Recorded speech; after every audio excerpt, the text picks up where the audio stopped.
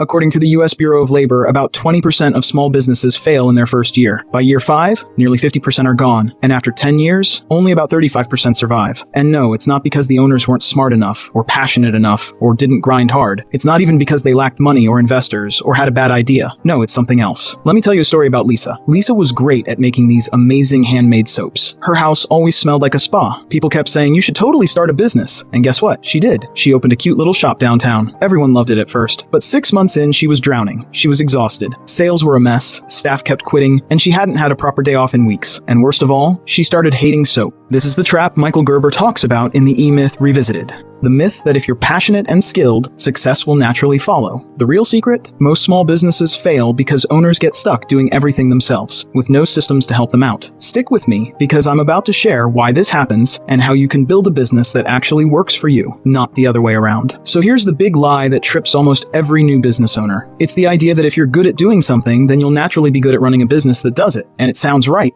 Like if you're a fantastic baker, starting a bakery makes sense. Or if you're amazing at fixing bikes, opening a bike shop should be a no-brainer. But here's the thing Gerber breaks down. Doing the work and building a business are two completely different jobs. Let's go back to Lisa. She knew how to make soap. She was amazing at that. But when she started the business, suddenly she wasn't just making soap anymore. She was dealing with inventory, customer service, marketing, employee drama, rent, taxes. And none of that had anything to do with crafting lavender bars in her kitchen. That's the myth, the entrepreneurial myth. And if you're already running a business, you're probably nodding along right now thinking, yeah, why am I doing a million things I never signed up for? Don't worry, we're going to fix that. Let's go deeper. The 3 business roles. According to the E-Myth, every business owner isn't just one person. They're actually wearing 3 hats all at once. And this is where most people start to fall apart. First, there's the entrepreneur. This is the dreamer, the big picture thinker. This is the part of you that stays up at night, brainstorming new ideas and imagining what your business could become one day. Then there's the manager, the one trying to organize the chaos, make to-do lists, track orders, clean up the mess the dreamer made, and keep the wheels from falling off. And finally, there's the technician. This is the doer, the one who's actually doing the thing you love, baking the cupcakes, designing the websites, fixing the bikes, making the soap. Most of us start businesses as technicians. We're good at a thing, so we think, why am I doing this for someone else? I'll do it for myself. But when you become your own boss, you don't stop being the technician. You just add the manager and entrepreneur hats on top of it. Suddenly, you're trying to build the future, manage the present, and do all the actual work at the same time. And that's why people burn out. You're stuck juggling 3 completely different roles that are constantly fighting each other. It's chaos. And if you don't intentionally step into those other roles, especially the entrepreneur, you're not building a business. You're just building yourself a full-time job with unpaid overtime. So the question is, which one of those roles are you stuck in right now? Because until you get all 3 working together like a team, your business won't grow. It'll just keep spinning its wheels while you get more and more tired. Business development phases. Okay, imagine your business is like a growing kid. It starts out as a cute little baby. You're doing everything for it. You feed it, change its diapers, carry it everywhere. That's what Michael Gerber calls the infancy phase. And if you're in it, you know exactly what I'm talking about. You are literally the business. Every order, every email, every little task, you handle all by yourself. At first, it feels kind of good because you're in control. You're the one making things happen. But it gets exhausting fast. Like, you blink and suddenly you're working 14 hours a day just to keep things running. And if you stop, the whole thing crashes. Then one day you think, I need help. So you hire someone. Welcome to the adolescence phase. This is where things get complicated. Because you're still doing most of the work, but now you've got someone else asking you what to do. And guess what? You're probably still micromanaging everything because no one else does it just right. So now you're stressed and managing people. You gave away responsibility, but not really. You're still hovering. And then this is where most businesses either stall out or collapse. You hit a wall. You realize this thing is eating your life, and it's not scalable. You can't keep doing it all. You either burn out or you evolve. That's when you finally start building systems. Welcome to maturity. This is where the real business starts to happen. Instead of just hiring people to help you, you start creating systems so the business can run without you. Think about it like this. McDonald's didn't become a billion-dollar empire because they had the best burgers. They scaled because they had a system. A 16-year-old with 0 cooking experience can walk in, push a button, and Big Mac ready to serve. That's what Gerber is talking about when he says a real business is built on systems, not people. You want to build something that works without needing you in every corner of it every second of the day. So ask yourself, what phase are you in? Because maturity isn't about the age of your business. It's about how you run it. Franchise thinking. Hustle is not a business strategy. I know that sounds kind of controversial, especially in a world where everyone's glorifying 18-hour workdays and rise and grind mentalities. This is where E-Myth hits hard with something super practical. If your business depends on you hustling nonstop to survive, you don't own a business. You own a job. Gerber says, you have to build your business like you're going to franchise it, even if you never plan to. Because think about franchises. You think the CEO of McDonald's is flipping burgers in a back room somewhere? Definitely not. That place runs like clockwork because they built systems. Not just systems for making the food, but systems for everything. everything. Hiring, training, inventory, customer service, every single part of the business is designed to work without needing one superstar employee to hold it together. Imagine you had to run a coffee shop and the barista who knew everything quit. If your whole business crashes because one person leaves, that's not a business. That's a dependency. Systems are like recipes. You don't rely on the chef's memory. You follow a repeatable process that guarantees the same result every single time. Now imagine doing that across your entire business. That's franchise thinking. Not how can I do this better, but how can someone else do this without me? That's how you stop spinning plates and start building something that grows without burning you out. Finally, the part we all have been waiting for: how to build a business that runs without you. So you're probably thinking, okay, all this sounds amazing, but how do I actually get my business to run without me glued to every single thing? The good news is, it's totally doable. You just need a plan. First step, stop trying to be the superhero who does everything. Seriously, I know it feels like if you don't do it, it won't get done right. But that's exactly the mindset that keeps you stuck. Instead, start writing down how you do things. Not just make a soap or answer an email, but every step, like a recipe. Imagine you're teaching a friend to make your favorite dish from scratch. You wouldn't just say, cook it until it's good. You'd say, heat the pan, add 2 tablespoons of oil, wait for it to shimmer. Same thing with your business. Document every process. How you take orders, how you handle customer questions, how you package and ship. Once you have those step-by-step instructions, you can train someone else to do it. And this is key. You don't just hand it over and hope for the best. You test it, refine it, and make sure it works every time, no matter who's doing it. Second, focus on systems that work without you. Set up templates, checklists, schedules, anything that makes the work repeatable and predictable. It's like building a well-oiled machine, not a one-person circus. Think of it like this. You're not the star player anymore. You're the coach who designs the plays, motivates the team, and watches the scoreboard. That's how you get your time back. That's how your business becomes a vehicle for your life. It's not overnight, but this little by little approach is the secret sauce to building a business that actually works for you. If you have been watching this far, it means you are serious. So I have something special for you before we wrap up. I want to leave you with something super practical. A 7-step blueprint that breaks down exactly how your business grows and evolves. Think of it like leveling up in a video game. You don't just jump from beginner to boss fight. You go through clear stages that get you stronger and smarter. Here's the deal. Every business goes through these phases, whether you realize it or not. Knowing them lets you play the game right. Step 1. The entrepreneurial vision. This is where your big dreams start. You picture what your business could be, your mission, your goals. It's like setting the GPS before a road trip. Step 2. Organizing for success. Now you start mapping out how things will work. Your team, your roles, your workflow. Imagine building the frame of a house before you add walls. Step 3. Building systems. This is the juicy part. Crafting the playbooks and procedures that make your business run smoothly. Like the recipes in a cookbook, these systems help anyone deliver the same great result. Step 4. Staffing smart. You bring in the right people, train them well, and empower them to do their jobs. Think of it like assembling an all-star team instead of just filling seats. Step 5. Marketing with meaning. Here, you focus on attracting the right customers consistently. It's not shouting into the void. It's about making connections that matter. Step 6. Financial mastery. You get a handle on the money side, tracking profits, expenses, and knowing exactly where you stand. Like keeping score in a game so you know if you're winning. Step 7. Continuous improvement. No business stays the same forever. This last step is about tweaking, innovating, and growing, like upgrading your gear as the game gets harder. When you nail these steps, your business doesn't just survive, it thrives. And you get to enjoy the ride without burnout. Keep this blueprint handy. When things get messy or overwhelming, come back to it. It'll help you steer your business toward the life you really want. So there you have it, the complete lowdown from the E-Myth Revisited. You now know the truth about why most small businesses struggle, the 3 roles you're juggling that drain your energy, and the phases every business goes through as it grows. So what's your first step going to be? Whatever it is, take action. If this video was helpful, hit that like button and subscribe for more amazing videos.